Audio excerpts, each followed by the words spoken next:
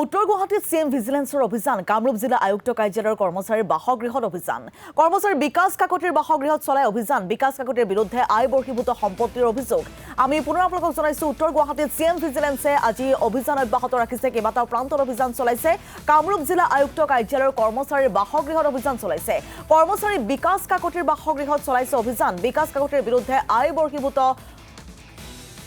সম্পত্তিৰ অভিযোগ উত্থাপন হৈছিল আৰু তাৰ পিছতে চিএম ভিজিলেন্সে আজি পুৱাৰ ভাগৰে পৰা অভিযান অব্যাহত ৰাখিছে যেন উল্লেখ কৰিছো পৰ্বতসম সম্পত্তিৰ গৰাকী হৈছিল এইগৰাকী বিষয়া সমান্তৰালভাৱে আয় বৰ্হিভূত সম্পত্তিৰ গৰাকী হৈছিল তাৰ পিছতে কামৰূপ জিলা আয়ুক্ত কাৰ্যালয়ৰ এগৰাকী কৰ্মচাৰীৰ বাসগৃহত আজি পুৱাৰ ভাগৰে পৰা এয়া চিএম ভিজিলেন্সে অভিযান অব্যাহত ৰাখিছে কৰ্মচাৰী বিকাশ কাকতিৰ বাসগৃহত চলাইছে অভিযান বিকাশ কাকতিৰ বিৰুদ্ধে বহু অভিযোগ আছে আয় বৰ্হিভূত সম্পত্তিৰ অভিযোগ আছে ক'ত কেনেধৰণৰ সম্পত্তিৰ পাহাৰ গঢ়িছিল এইগৰাকী বিষয়াই তাৰ বিৰুদ্ধে অভিযান অব্যাহত ৰাখিছে চিএম ভিজিলেন্সে কিন্তু বৰ্তমান সময়লৈকে কি তথ্য আহৰণ কৰা হৈছে বা ক'ত সম্পত্তিৰ পাহাৰ গঢ়িছিল এইগৰাকী বিষয়াই সেয়া কিন্তু বৰ্তমান সময়তো জানিব পৰা হোৱা নাই আৰু যি তথ্য আছে সেই তথ্য অনুসৰি পুৱাৰ ভাগৰে পৰা বৰ্তমান সময়লৈকে উত্তৰ গুৱাহাটীৰ তেওঁৰ যি বাসগৃহ সেই বাসগৃহত অভিযান অব্যাহত ৰাখিছে চিএম ভিজিলেন্সৰ দলটোৱে কামৰূপ জিলা আয়ুক্ত কাৰ্যালয়ৰ এগৰাকী কৰ্মচাৰী আৰু যিগৰাকী কৰ্মচাৰীৰ বিৰুদ্ধে আয় বৰ্হিভূত সম্পত্তিৰ অভিযোগ উত্থাপন হৈছিল ৰাজ্যৰ বিভিন্ন প্ৰান্তত তেওঁ সম্পত্তিৰ পাহাৰ গঢ়িছিল কিন্তু সেই যি টকা সেই আয় বৰ্হিভূত যি সম্পত্তি সেই সম্পত্তিৰ পাহাৰ তেওঁ কিদৰে গঢ়িছিল তাৰ উৎস কি আছিল সেই উৎসৰ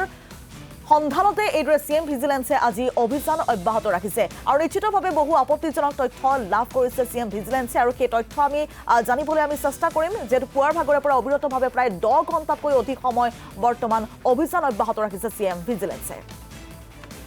আমি ফোনযোগে সংযুক্ত হৈছো আমাৰ সাংবাদিক উৎপল ৰঞ্জন মেধিৰ সৈতে উৎপল যেহেতু কামৰূপ জিলা আয়ুক্ত কাৰ্যালয়ৰ এগৰাকী কৰ্মচাৰী বাসগৃহত পুৱাৰ ভাগৰে প্ৰায় 10 ঘণ্টাতকৈ অধিক সময় উকলি গ'ল অভিযান অব্যাহত আছে কি তথ্য এই মুহূৰ্তলৈকে লাভ কৰিছে কিবা জানিব পাৰিছে নেকি হয় হিমাক্ষী ৰাতিপুৱা ভাগতে চিএম ভিজিলেন্সৰ দলটোৱে আহি বিকাশ কাকতিৰ ঘৰত উপস্থিত হয় আৰু উপস্থিত হৈ তেওঁলোকে প্ৰায় 6 ঘণ্টাৰো বেছি সময় এই তেওঁৰ ঘৰত যি অভিযান চলায় অভিযানত বহুত আপত্তিজনক তথ্য নথিপত্ৰ তেওঁলোকে উদ্ধাৰ কৰাৰ লগতে তেওঁৰ যিটো ব্যক্তিগত লেপটপটো তেওঁলোকে লৈ গৈছে আৰু আচলতে অভিযানৰ কাৰণটো কি প্ৰকৃত কাৰণটো জানিব পৰা হোৱা নাই যদিও এটা কথা ক'ব লাগিব যে তেওঁ যিহেতু এগৰাকী নগৰ আয়ুক্ত কাৰ্যালয়ৰ উচ্চ বৰ্গৰ সহায়ক হয়তো বিভিন্ন ধৰণৰ নথিপত্ৰৰ খেলিমেলিৰ বাবে এই অভিযান চিএম ভিজিলেন্সৰ দলটোৱে কৰিছেহি অৱশ্যে সঠিক তথ্যটো আমি এতিয়াও জানিব পৰা নাই যে প্ৰকৃত কাৰণটো কি আচলতে তেওঁ ঘৰত এই ৰেড কাৰ্যসূচীটোৰ যিটো অভিযান চলালে তাৰ প্ৰকৃত কাৰণটো জানিব পৰা হোৱা নাই কিন্তু এইটো কথা স্পষ্ট যে তেওঁৰ ঘৰৰ পৰা বহুতো আপত্তিজনক তথ্যপত্ৰৰ লগতে নথিপত্ৰৰ লগতে যি তেওঁৰ লেপটপ আৰু কম্পিউটাৰত যিবোৰ নথি আছে সেইবোৰ লেপটপ আৰু নথিপত্ৰসমূহ তেওঁলোকে দুৰ্নীতি নিবাৰক শাখাৰ দলটোৱে লৈ গৈছে তেওঁলোকে নিজাকৈ লৈ গৈছে আৰু ইয়াৰ আগতে তেওঁ কৰ্মৰত আছিল কামৰূপ জিলা উপায়ুক্ত কাৰ্যালয়ত তাৰ পৰা তেওঁ বদলি হৈছিল মহানগৰ জিলা উপায়ুক্তৰ কাৰ্যালয়ৰ উচ্চ বৰ্গৰ